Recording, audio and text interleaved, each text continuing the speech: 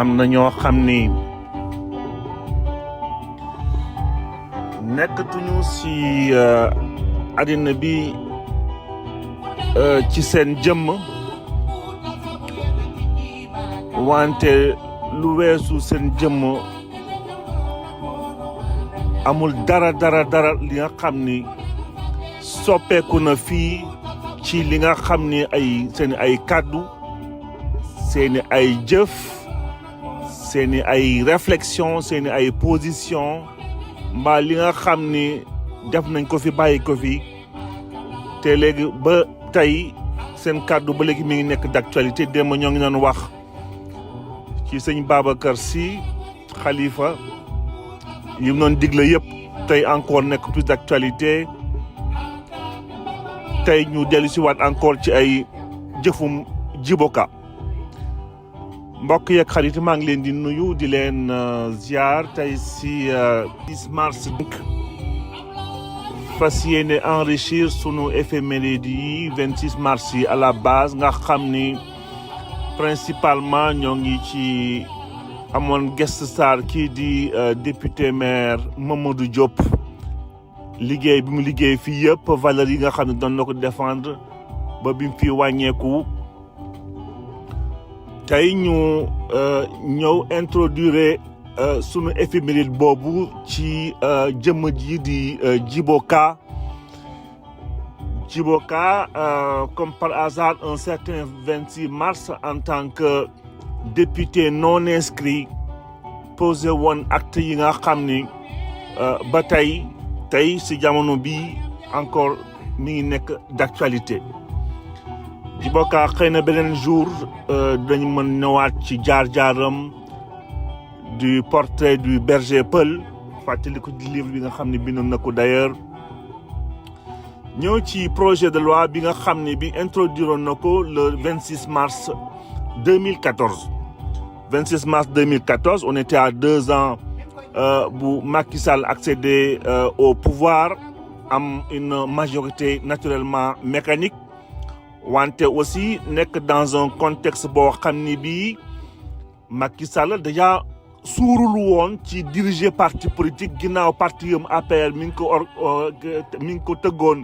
en 2009 boo xoolee ñu mel ni Abdoulaye Wade ak yeneen parti yëpp amoon nañ beaucoup plus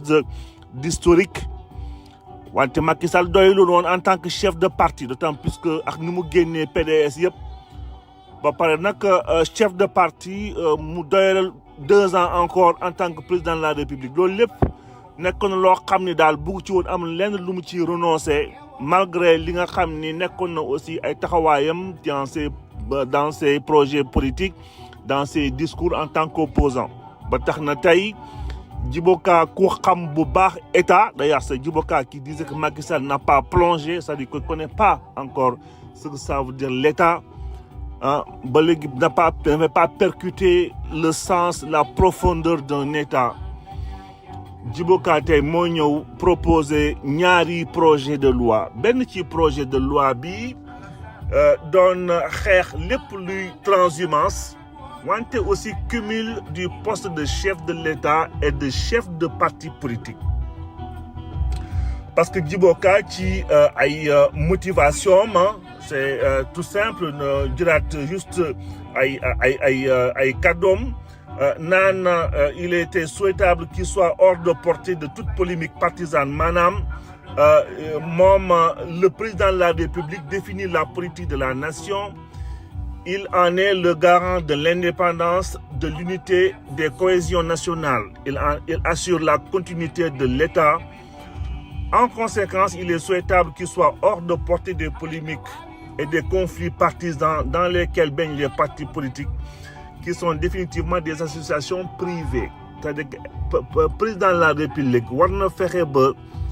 moom mu nekk koo xam ni kii dafay toogaay boo xam ni bi ñëpp ñooy gis boppam ñëpp ñooy gis seen bopp ci li nga xam ni mi ngi koy yëngatu d'autant plus que li muy yëngatu ak xaalis bu muy utiliser yëpp xaalisu askan bi ñëpp ñi nga xam ne ñoo ko bokkandoo te amul kenn koo xam ne kii war na nekk en bord de chemin ñu bàyyi ko juste parce que bokkul ci parti bi wala bokkul ci entité bële wala aussi ñu war ko mën a génne ci lépp li nga xam ni soupçon de parti pris la soupçon de parparloo et tout donc mu war a nekk au-dessus de la mêlée garantir tout ce qui est constante ci li mën a doxal réew mi donc moo tax mu dugaloon justement texte boobu naan les fonctions de président de la République sont incompatibles avec celles de dirigeants de partis politiques. Article 2 bi dans cette disposition est non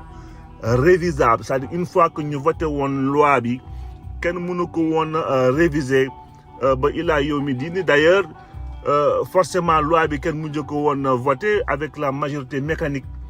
bi nga xam ne Benno Bokk Yaakaar amoon nañ ko bés boobu dès l'instant que Macky Sall avait renoncé à cette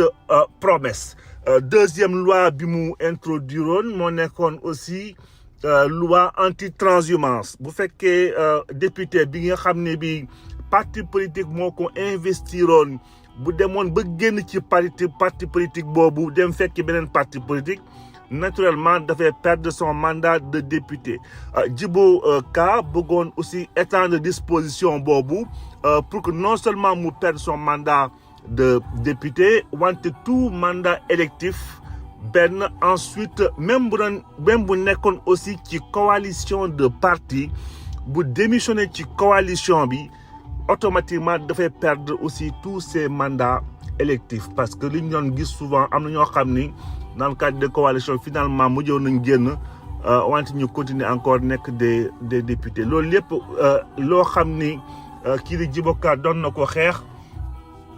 liggéey ko fii parce que xamoon na toujours complication yi am ak mélange de genre yi am dans les acteurs chez les acteurs politiques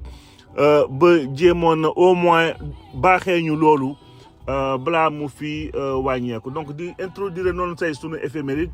den ñaanal ba sunu jàmm ba ëllëg fii propose leen sunu éphéméride autour de Mamadou Diop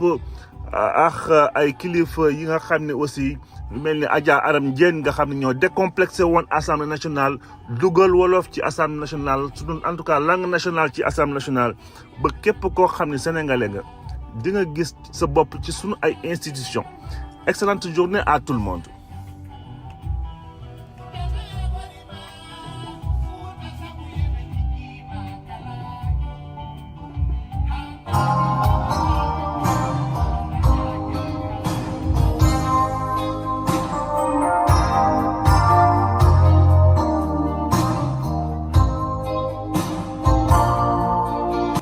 Sunu 26 mars bi daf ñu yóbbu 2005 Sénégal fan yële ci bi ñoon célébrer le 8 mars bi de fête de la femme ñëwoon nañ ci kilifa ji di Adja Aram Diène donc 2005 la ñu doon regretter sa disparition 2005 26 mars bi dañ ñëwaat léegi 2011 Sénégal aussi gagné woon na ci troisième journée éliminatoire CAN 2012 gagné woon na foofu Cameroun nekk sunu deuxième point war a jeexale ci kilifa ju mag def ay jaloore yu rëy Sénégal di Mamadou Diop donc Mamadou Diop aussi dañ ñëw rapidement bëggoon nañ gën a yàgg nag ci parcours am surtout en tant que parcours de gendarmerie bi mu amoon même fi mu doon jaar guerre école de guerre yu mu defoon yëpp bëggoon nañ ci jaar mais dana gën a compliqué tey xam naa beneen yoon dinañ ko gën a toj mais dañ ci ñëwaat léegi. Sans plus tarder du coup ñu ñëw ci sunu éphéméride tey commencé ko en 2005 donc 2005 ñoo ngi si rendre hommage Adja Aram Diène nekkoon présidente de l'Union régionale des femmes socialistes on parlait du Cap-Vert encore donc plutôt de Dakar ci sunu compréhension depuis 1973 donc noonu mi dugg en politique en 1945 ci tradition familiale famille bi souvent ci parti socialiste dafa bëri woon toujours ñi nga xam ni c'est de génération en génération donc en 45 la duggee politique rejoindre bloc démocratique sénégalais du BDS bi nga xam ni à sa création en 1947 donc fekke na vraiment fekke woon na lépp li nga xam ni nekkoon na ay jaar-jaaru recomposition politique sunu réew donc ñu élire ko à plusieurs reprises Assemblée nationale bu Sénégal de 1983 à 2001. ñu yóbbu 2011 donc di troisième journée éliminatoire CAN 2012 bi nga xam ni ñoo ngi doon joué match bi foofu ci stade Léopold Sédar Senghor de Dakar équipe nationale bi nga xam ne bii ñoo ngi ko doon coach Amara Traoré moo ko doon coaché donc moo mujjee woon gagné contre Cameroun bi nga xam ne bii contre 1-0 butu Demba Ba à la 91e minute foofu bi nga Demba Ba jaar ci centre de formation bi naan Issa Dia. Donc Sénégal ne terminé en première position ci groupe E bi toujours fu mu naan dañee Sénégal depuis plus de 21 ans mënul fexe ba gagné ko tey c'était un peu le déclic.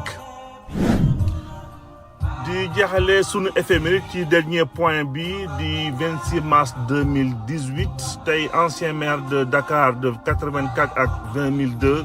moo bàyyeeko woon fii donc Mamadou Diop ñu ñëw ci ay jaar-jaaram rapidement de manière très résumée donc mi ngi gane si woon àddina déjà le 9 mai 1936 donc tey ñu donc ko célébrer jaar ci parti socialiste colonel ci grade yi gën a rëy yi gën a kawe ci ñu ko xàmmee woon Mamadou Diop donc nekkoon un officier supérieur bokkoon na ci ñi nga xam ne d'ailleurs ñoom mettroon en place suñu gendarmerie nationale balaa ñu koy xamee ni ñu koy xamee nii donc homme politique sénégalais plusieurs fois ministre et ancien maire de Dakar nekk na maire sous Abdou Diouf d'abord nekk maire sous Léopold Sédar Senghor donc noonu la nekkoon un grand magistrat aussi et ministre de la fonction publique de la santé publique et de l'action sociale Mamadou Diop bëggoon nañu def vraiment jaar-jaaram de manière beaucoup plus détaillée wante tey faute de temps moo tax duñ ci mën a yàgg noonu duñu amaat yeneen occasion pour ñëwaat parce que c'était un parcours vraiment riche et c'est quelqu'un qui aimait Dakar deuxièmement c'est quelqu'un qui nga xam ne au niveau politique il était hyper fidèle parce que ku gëmoon parti socialiste malgré li xew 2000 yëpp Mamadou Diop pas une seule seconde hésité na wala dem na mandargal ay transhumance ci biir parti démocratique sénégalais il est resté droit dans ses bottes mais surtout d'ailleurs ci combat bi Khalifa Ababacar Sall amoon au niveau judiciaire moo dafa continuer woon jàpp ci soutenir ko jusqu'au bout malgré toutes les tentations qu'il y a eu jëm ci kaw Macky Sall et tout donc c'est quelqu'un qui était reconnu très fidèle en politique très fidèle en famille très fidèle en amitié wante aussi un grand travailleur parce que même bi muy nekk maire de Dakar ci njeexital ga jotoon na âge de la retraite mais il continue toujours à travailler wante suy à accompagner les générations yi nga xam ni waroon nañ dénk lenge yi pour la suite donc Sénégal respecté woon nañu Mamadou Diop malheureusement relation yi nga xam ne c'était pas des plus à l'aise ak Macky Sall tax na aujourd'hui on ne parle pas trop souvent de lui du lenn luñ ko tuddee wala ay sargal yi nga xam ni ñoo ngi koy et pourtant Dieu sait qu'il a mérité il a transformé le visage de Dakar balaa Pape Diop ñoom Pape Diop di reprendre mairie de Dakar foofu en 2001 bu ma juumule voilà di jeexalee fii tey sunu éphéméride ba ëllëg dikkaat fii avec beaucoup de bonheur yeggale waxtaan bi